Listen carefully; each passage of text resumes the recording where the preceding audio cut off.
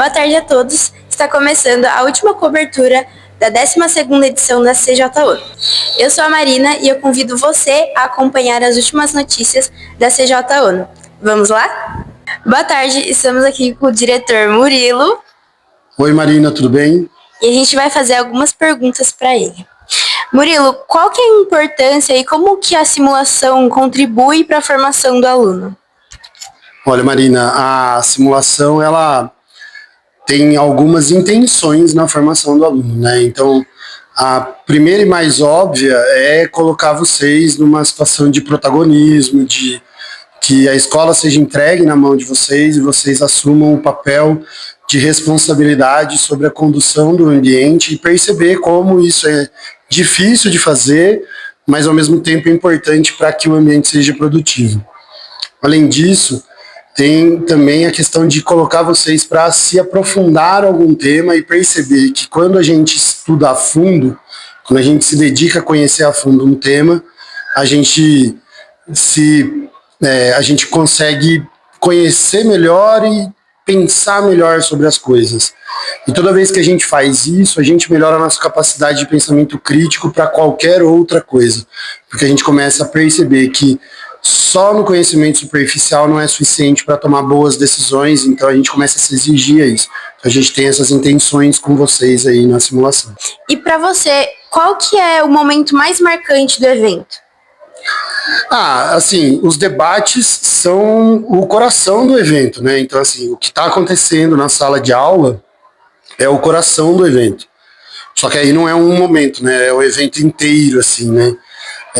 Eu gosto muito da IGNU na abertura. Eu acho que, assim, aquele momento do aluno ir lá e um aluno de ensino médio fazer um discurso para um auditório cheio, né? Para muitas pessoas, de temas que não são temas naturais, né, e ali do dia a dia do aluno, né, são temas que às vezes até vocês desconhecem ou não estão muito interessados, né, esse para mim é o momento mais interessante, tanto que hoje não é mais possível fazer no município de Jundiaí isso, né, mas nas primeiras simulações que nós fizemos, a gente fazia isso na Câmara de Vereadores, né, e aí tinha um caráter simbólico de estar no espaço do poder político ali, né, e ocupar a tribuna da Câmara dos Vereadores com adolescentes, então tinha um momento bem simbólico naquele momento. Hoje a gente não consegue mais, né, que a Câmara não cabe mais a gente lá, né, então a gente consegue fazer na quadra da escola, mas mesmo assim com muita gente lá dentro, então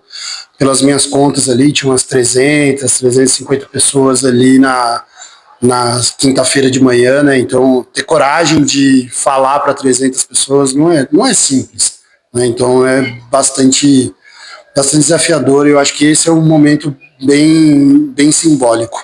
E dentro de um comitê, qual que é a relevância, qual que é a importância de ter o pensamento crítico?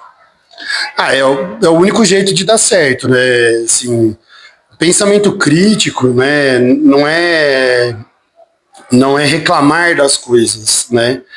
Pensamento crítico é ir além do óbvio, né? Então, inclusive, a gente pode ter um pensamento conservador crítico, pode ter um pensamento conformador crítico, desde que a gente vá entender cada elemento que forma aquela situação, as partes que estão envolvidas, se dedicar a compreender quais são os contraditórios que estão ali presentes e compreender os pontos de vista desses contraditórios e formar uma reflexão e uma solução, não importa se os valores são mais questionadores ou menos questionadores, né, não importa isso.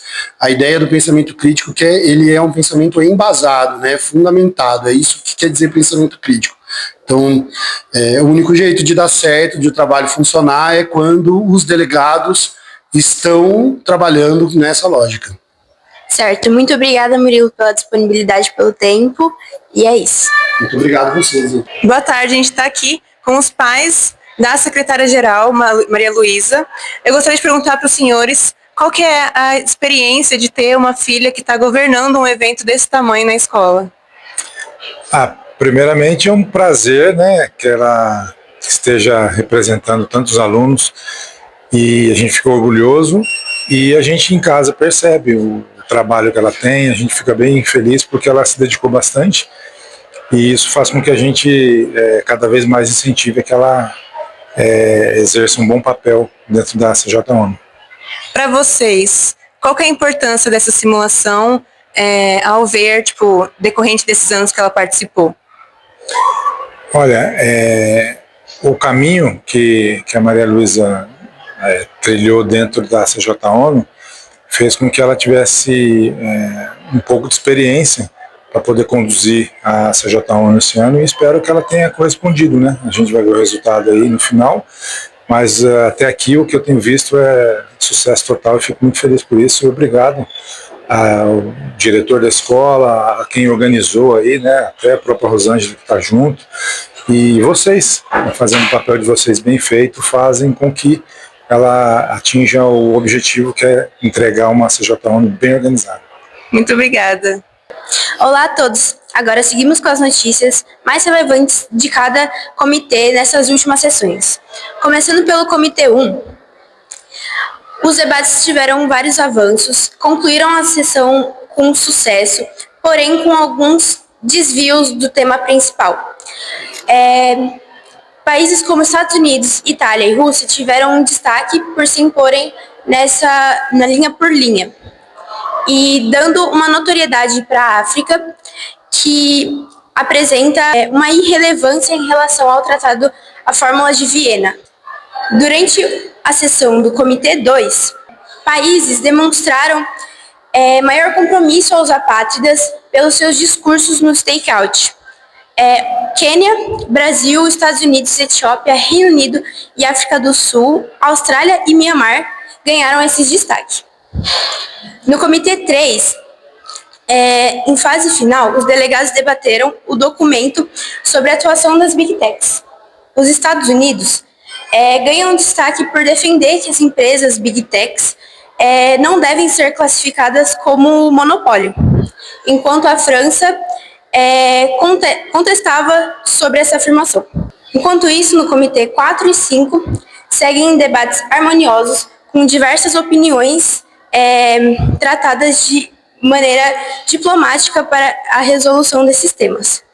Um adendo ao Comitê 4, que vale ressaltar, a Alemanha, ela aponta que a saúde não é igualitária no país inteiro. As áreas rurais apresentam uma escassez na acessibilidade à segurança. No CSI, durante as últimas sessões, foi estabelecida mudanças drásticas no documento, retirando a intervenção militar no Sudão. Já no Comitê Histórico, o caso também foi chocante. Ao fim do debate, foi estabelecida a queda do capitalismo devido à criação da Tum Coin, moeda que possui uma taxa de juros altíssima. Já no painel de dados, a conclusão do documento foi afetada devido à ausência da Europa Mediterrânea. E isso fez com que o documento fosse finalizado sem a importância e a presença da Europa Mediterrânea. E essas foram as mais relevantes notícias do sábado. Muito obrigada. Ao longo desses dias, acompanhamos debates intensos, negociações, discursos marcantes e o empenho dos jovens que mostraram na prática a importância do diálogo e da diplomacia na construção de soluções para desafios globais. A 12ª edição da CJ-ONU se encerra deixando aprendizado e reflexões que vão além dos comitês. Eu venho em nome da imprensa agradecer a todos pela participação e pela dedicação ao longo desses dias. E que, infelizmente, para alguns pode estar sendo a última edição. E assim chegamos ao fim de mais uma edição. Até a próxima!